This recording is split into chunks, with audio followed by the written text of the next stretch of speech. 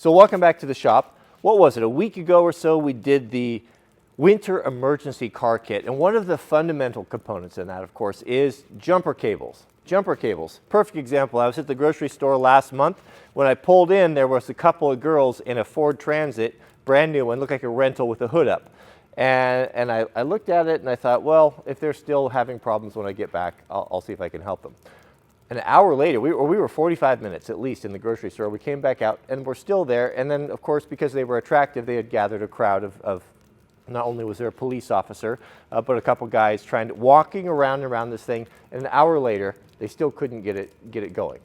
You know, of course, I went over there. I had the jumper cables, you know, took care of it. I knew where the battery was. It was not a big deal. But with all that stuff, there was not one person in the parking lot that had the ability to get these girls going again. So we want to be prepared. We want to have our emergency kit. So when I was doing that kit, one of the things that's really a bummer is that these things are huge, right? And they are so big that they wouldn't fit in the box, and they have to have their own bag. And now you're dealing with two bags and a box and a bag, and it's a hassle. So what I received hundreds of emails from you guys that said you got to get one of those lithium battery little jumper boxes. They're incredible. And I have to admit, I am very skeptical. I don't see this working, to be honest with you. This is a professional grade battery charger. And it has the ability to do 225 amps of engine start cranking. And I've never had anything that couldn't start. Tractors, to trucks, to V8s, diesel engines. I've used it on everything. And so when this thing shows up, I bought it on Amazon, and I didn't buy the most expensive, and I didn't buy the cheapest. I just bought the one that had the highest rating, so I don't know if it makes that much difference. It claims 400 amps and 1,000 amps of peak.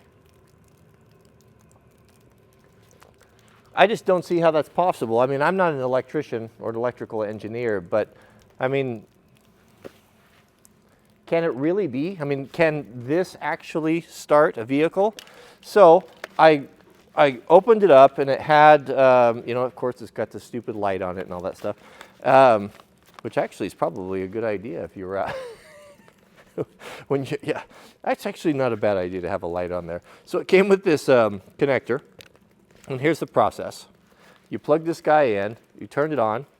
I charged it all night, so you can see that, maybe you can see the bars there. And then when we hook this onto our battery cables, we push this boost button, and apparently it's going to start. So let's take it down to the van. The old van, the battery is completely flat. It's been sitting there for a year or so. We'll double check it and see if this will start it. But I highly, highly doubt it. I mean, I would almost go so far as eating my hat if this started a flat V8 engine, a V10 engine. Yep, it's the old adventure van. It's been sitting out here for some time. I was trying to sell the thing, and the problem is no one wants to drive all the way out here to get it. Okay, so the key is on. It's completely flat, no dome light, nothing. It is completely dead. So, yeah, if you want to buy the adventure van, send me an email or a private message. Let's pick a price for it. What should we sell the adventure van for? It's a good van. It's got the bed in it. It's got the inverter, and I'll even put a brand new battery in it. It's got a lot of miles on it, but it doesn't have anything wrong with it really that I know. Oh, the battery's disconnected. I guess I came out here and disconnected it so it wouldn't go flat. Let's see if it'll start.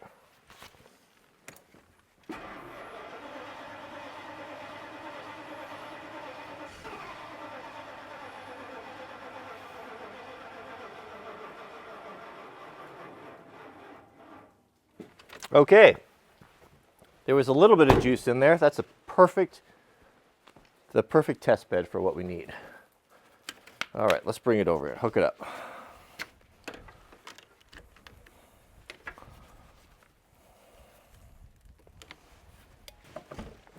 I'm going to hit the starter one more time so that there's no, you can see it's dead. There's no accusations of impropriety.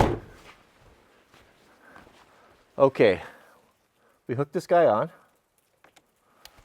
we hit the boost, we got 30 seconds. 30 seconds to start it.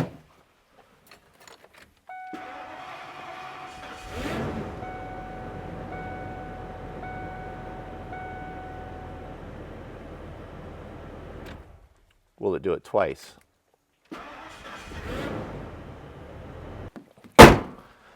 I'm absolutely staggered. I can't believe that worked. I tried it 3 times and it started every time from a dead flat battery. I disconnected it even and it wouldn't start on its own. Hooked it back up and it would start. That's a V10 6-liter engine that was completely flat. That's amazing. That is amazing. If I had a hat on right now, I'd start eating it. Well, that's a great deal. I would much prefer to take this along than those jumper cables.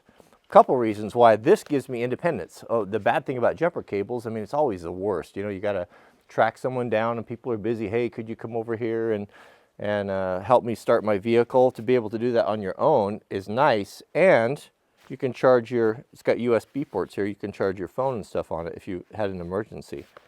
So after the 3 starts, it looks like it's down to 2 bars instead of 4, but that's incredible.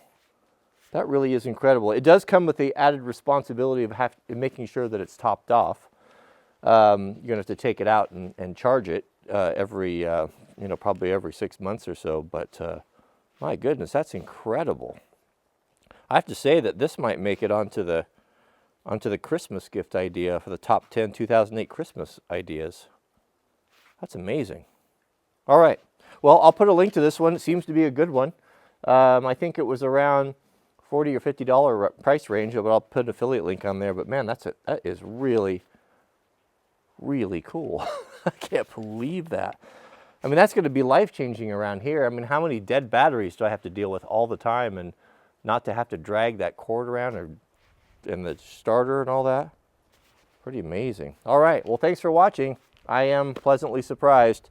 That is truly incredible. We'll see you guys on the next video. Stupid flashlight. Whose idea was it to put these stupid multi-flashy modes on all these flashlights? Let me tell you something. If you're a light manufacturer, stop it. We don't want them. Nobody wants them. Every time I grab one of these flashlights, I want it to be on, and I push the button, and it's flashing, and it's strobing. I've got this terrible headlamp. I was on a wildland fire this year, and every time I push the button, it would only come on red. I mean, what we want in flashlights, I don't care if it's on this sort of thing or whatever, is we want a switch. We want to push the switch, we want it to turn on as bright as it will go. We want to push the switch again, and we want it to turn off. That's it. I don't want to hold the switch. I don't want to remember 4 seconds, 10 seconds, whatever. I don't want any flashing modes. I just want, press it on, the light turns on. Give me strength. I've literally been here for 3 minutes trying to figure out how to turn this flashlight off. Just stop it. Just stop it.